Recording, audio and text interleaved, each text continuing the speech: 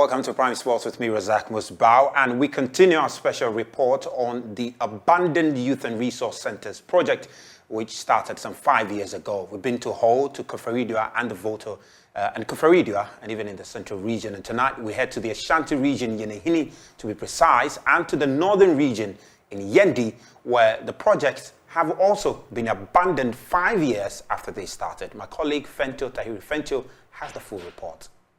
The Northern Region's Youth Resource Centre is located in Yendi, and construction started on the facility in March 2018. 5 years on, the project looks abandoned and a long way from completion. While the stands have all been completed, the project has not seen any progress since then, with weeds and rubbish taking over significant portions of the facility. The grass on the football pitch has also been overtaken by weeds and largely overgrown. The paint on the tennis court is peeling away, and although grounds have been made for the running tracks, no sign of tartrans being laid. Parts of the roof on the VIP stand have fallen off, and the basketball and volleyball courts for now are just concrete slabs. In August 2022, President Akufo-Addo paid a working visit to the facility and said he was impressed with the progress of work. At the time, the contractor estimated the completed work of Phase 1 at 96%.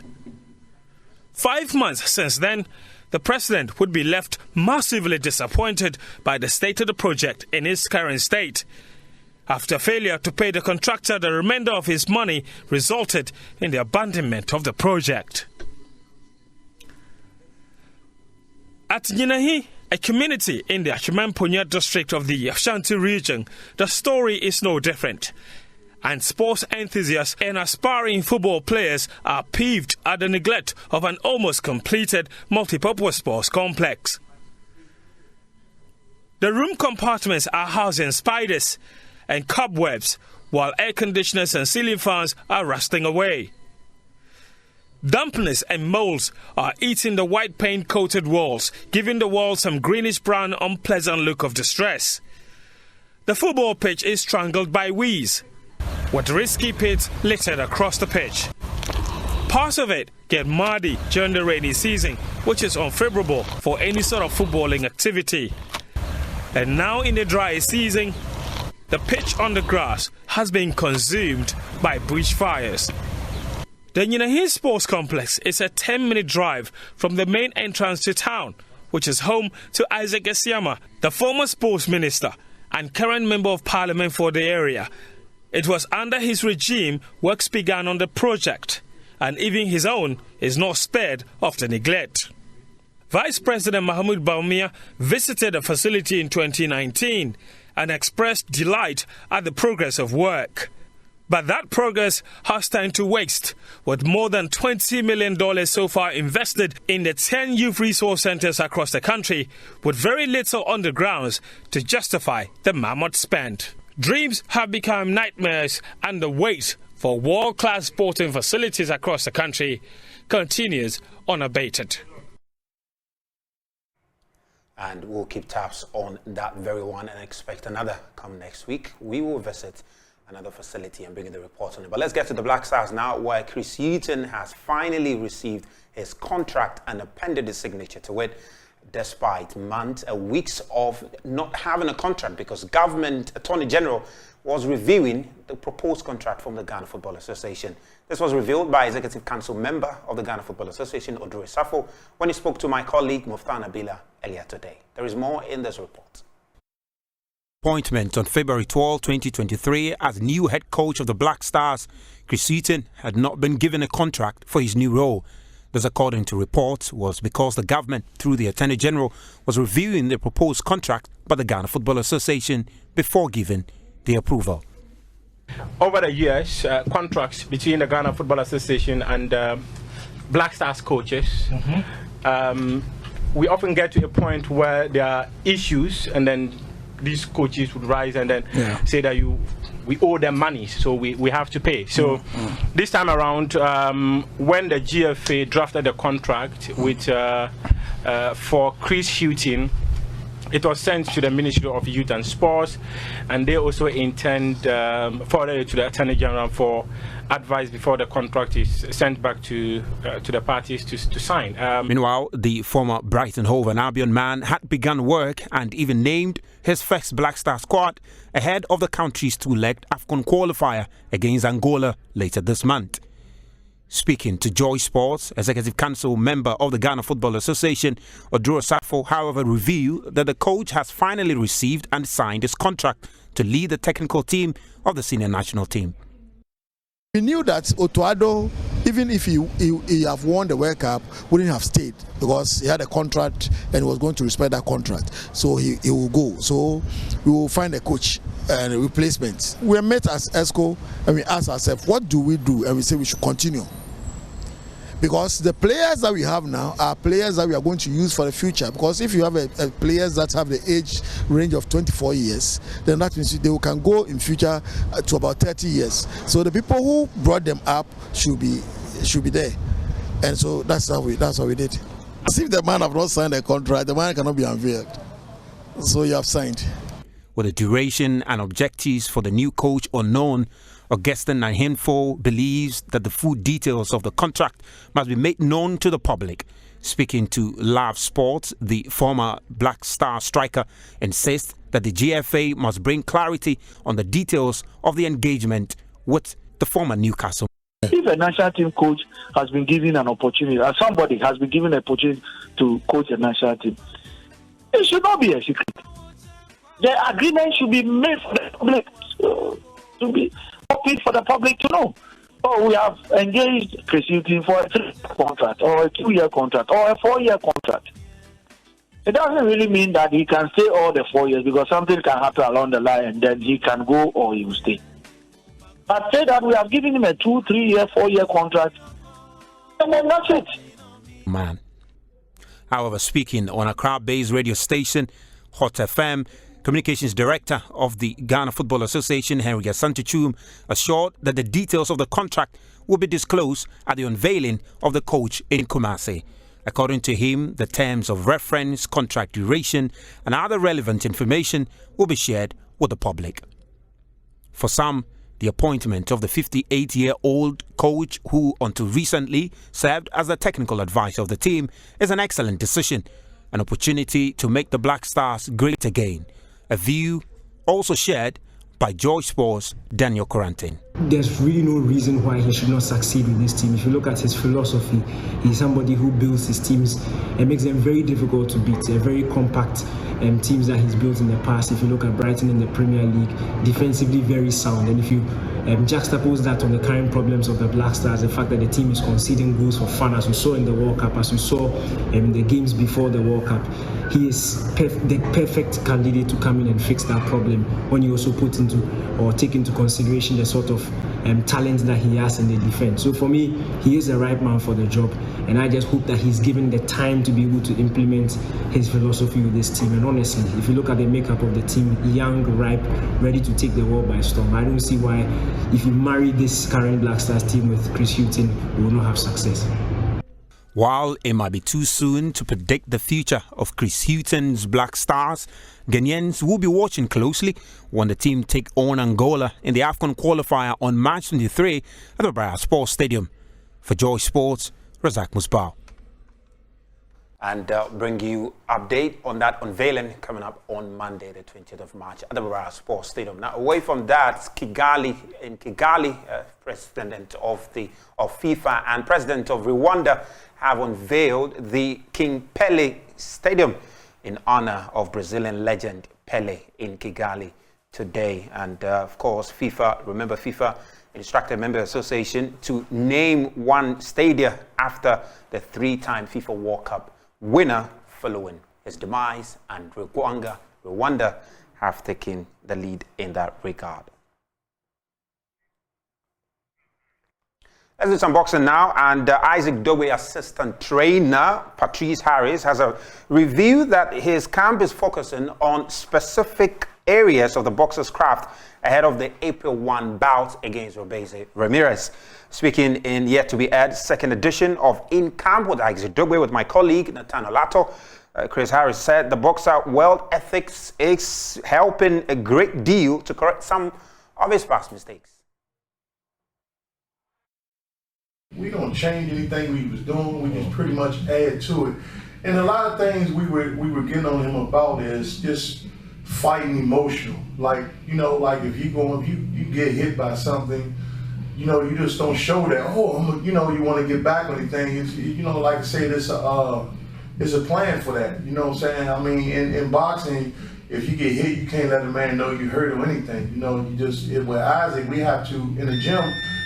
Sometimes we have to calm down because like he can be working and, you know, get hit with something and just kind of lose it. Now you want to fight. Like, you know, boxing ain't about fighting. You know what I'm saying? It's you know, it's about being strategic. You know what I'm saying? Not just losing your head or stuff. So it was just those things like that. You know, calm down, kind of settle down. But you know, I mean, he was always good. We just had to add to it. But I just think after those 2 losses to Navarrete, he was kind of broken though. You know what I'm saying? But he slowly but surely got everything back in order.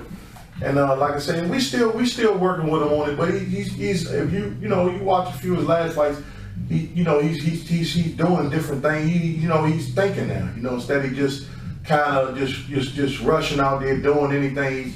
Now he's making things count. Like instead of throwing mindless punches, he's taking his time. He's placing the shots. You know, shooting the shots he needed to shoot instead of just. You know, at first when he came, he was just like, there's just a few things we had to correct. But I mean, overall, I thought his, you know, whoever had him, which was his dad or whatever, I thought he did a great job with him as far as, you know, his skills and things like that. You know, we won't take credit for like we showed him everything, but we add to what he was, you know, what he had in him. We just kind of add to it and just try to make him better. We'll bring you the full interview tomorrow. Make a date on the Joe News channel at 3 p.m. with my colleague Nathan Olato there. But now to some basketball now, and it's Braves of Custom who are making waves in Ghana. They had an opportunity to participate in the Africa Basketball League qualifying round, but unable to do so because of some financial constraint. But they are upbeat about performing creditably well in the Accra Basketball League, which they have won quite a number of times. I have in studio with me Mr. Adiko, who is the head coach for the women's team, and Mr. Richard, who is the head coach of the men's team. Good to have you in studio, and thank you very much for joining us on Private Sports. But let's talk about, you know, the opportunity you had to participate in the Africa Basketball League, and, you know, quite unfortunate, wasn't it? Yeah, it is, but we are still hopeful. I mean, the year is very young.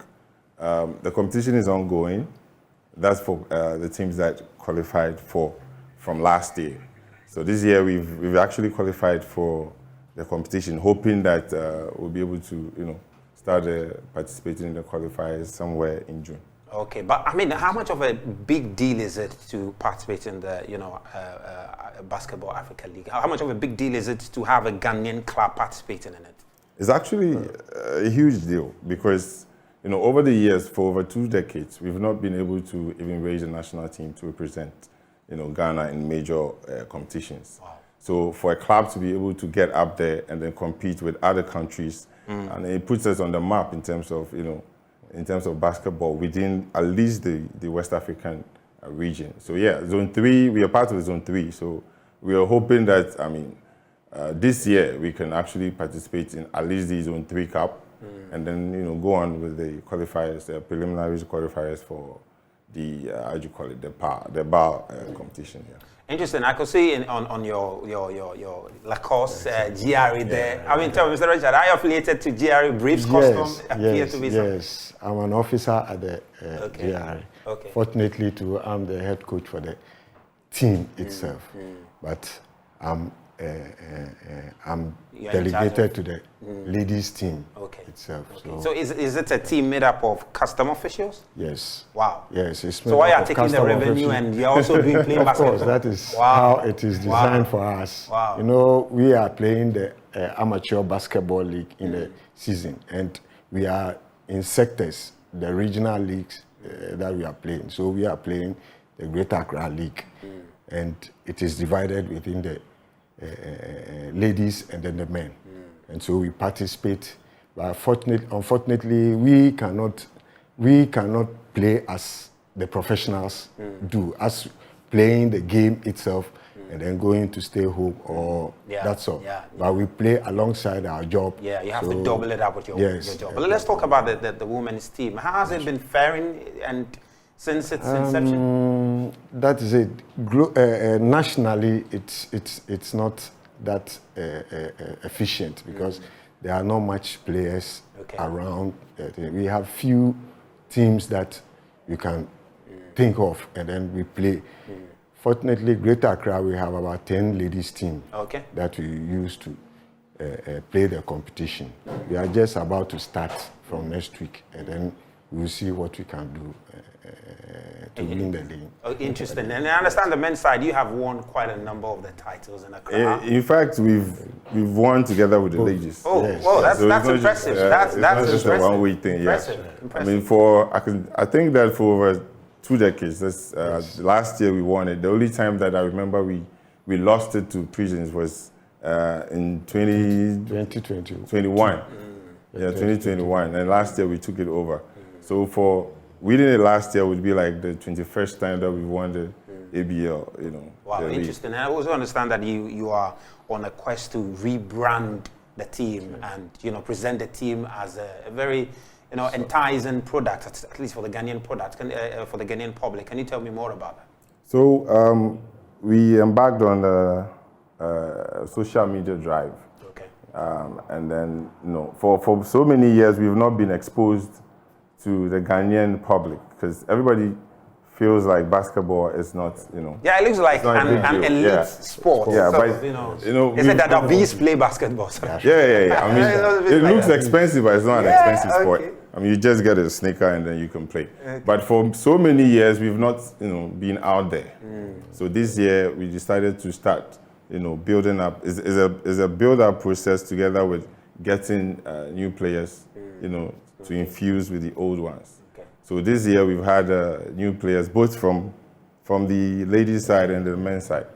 And so, you know, we've played for so long. We have aging players. And so the rebranding is all about getting new players in there and then presenting, you know, the team in a way that has not been done in so many years. So that when people are talking basketball, we can say that we are the, you know, forebearers in that regard because we've represented Ghana in so many competitions, but most people don't even know about it. We've done Zone 3 qualifiers for over 5 times, but you know, when you ask people about it, they will tell you there's never been a Ghanaian team there, but we've done it. We've just not been able to, you know, communicate that, tell the story. I mean, we have to wrap up, but you make a point about you're trying to get in new players. Yes. If anybody at all is watching, how did they get to be part of the customs? You know, is it custom? It's Braves of GR. Braves of GR. Okay, Braves of GR. Yes. Right. How did they get to be part of the team? We train at the Lebanon House to do. Okay. Every morning. You just come in. If you are a good player, we just test you, put you in the game, and then we see whether you can fit in the team. Then we select you. So you don't have to be a custom official at all. No, it's open to the public. No, it's open to the public. A lot of people have joined us for this year. Last year we won the trophies around the. They won everything. We won everything. They won the national competition, everything. Repeat it this year. So that is what we are doing. We are beefing up the team with new players who come and. We've done that, and we hope when the league starts, we can show off our strength. And then. I mean, just reiterate where you train and the time and that's the right. day, so they. In fact, because we are a service team, it is part of our daily thing. We train from morning 6 a.m. to 10 a.m. both men and women, 2 hours, 2 hours. Then we go back to this. It's every day. Every day, Monday to Sunday? Monday to Friday. Monday to Friday. Yes. Okay. And at where again? Lebanon House. Lebanon House. Yes. Okay. That's where, so they can find you there. Yes. If you want to. I understand the Accra Basketball League has started. It started. Yes. It has started. The second division have started their own. Okay. Even today, we realized they've played some. But the Division 1 will start from next week, Wednesday. Okay. Yes. Okay. So at the Braves of GRE. That's Ghana. That's your name on all social media handles, right? Yes. Braves of Great. So guys, you can connect with them. I'm not sure I have the skill to play basketball. We'll try it. All right, guys. Thanks so much for being a part of the show tonight. We'll be back again same time on the Joe News channel. Up next is PM Express. Just stay tuned.